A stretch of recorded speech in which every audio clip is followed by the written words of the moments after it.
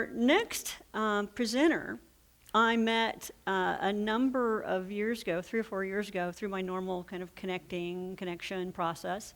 And I got to know him a little bit and was reconnected with him again at the TED conference, or after the TED conference in February. He's a TEDizen as well. And we got together for coffee and was chatting after TED conference. And he told me his story about how and why he started his company. And it's a story I wanted you all to hear as well. So here is Edmond Sanctis with his talk from the corporate office to the nut house. I had a conversation with a friend of mine recently who lives in Silicon Valley. I describe him as a pretty typical entrepreneur. I think he's led 3 startups in the last decade or so. He wound down his last business after a little bit of a rough ending. And he's thinking about what he wants to do next, and it turns out he wants to find a corporate job. Because of the recession and the lingering impacts of the economy, he thinks it's just too risky right now to be in a startup. And that got us thinking and debating the question, is it a bad time to be an entrepreneur? Well, I don't think so. And in the brief time I have tonight, I'd like to share with you how I kind of came from the corporate world to a startup, and specifically 3 reasons why I think it's actually a great time to be an entrepreneur.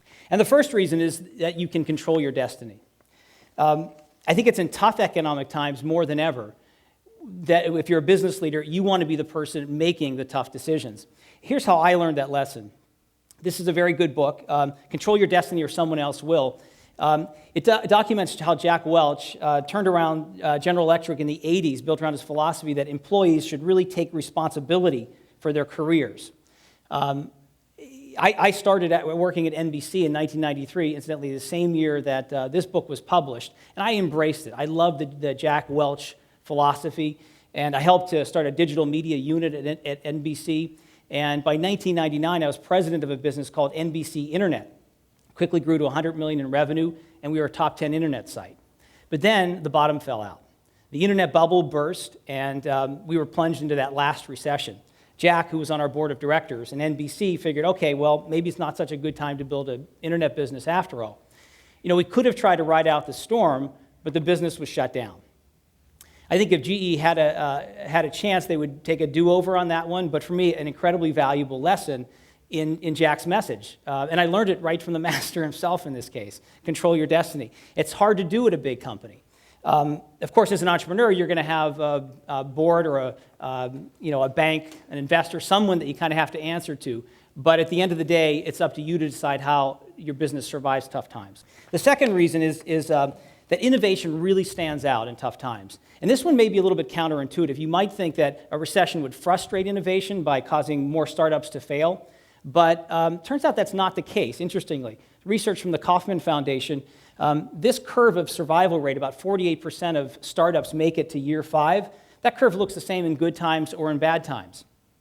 And interestingly, bad times also seem to kind of spark the creativity and innovation that helps to kind of revive the economy. So these are lists from the Fortune 500 and Inc. 500 lists. About half the companies on both of those lists were started in bad economic times. So just imagine right now how many businesses, and I heard a couple ideas here tonight, how many businesses are getting started right now that will be on this list in the next decade.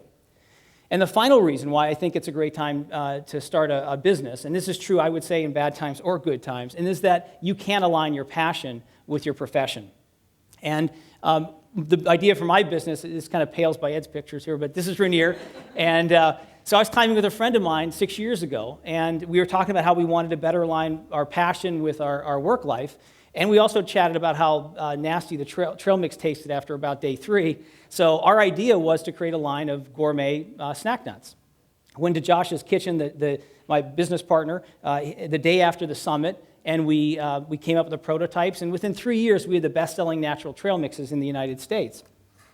So, previously I'd been at NBC, I spent 20 years in media and technology, but my passion was more in food and cooking and hiking and climbing, and so I wanted to do that, and I find now that I have more time to do that. To wrap it up, the 3 points why I think it's a great time to get out there. You have the ability to control your destiny. Innovation will stand out in this climate, as dire as it seems sometimes, and you can align your passion with what you do professionally. So I'm going to tell my friend back in the Silicon Valley, dust off, get back in the saddle, because I think it's a great time to be an entrepreneur. Thank you.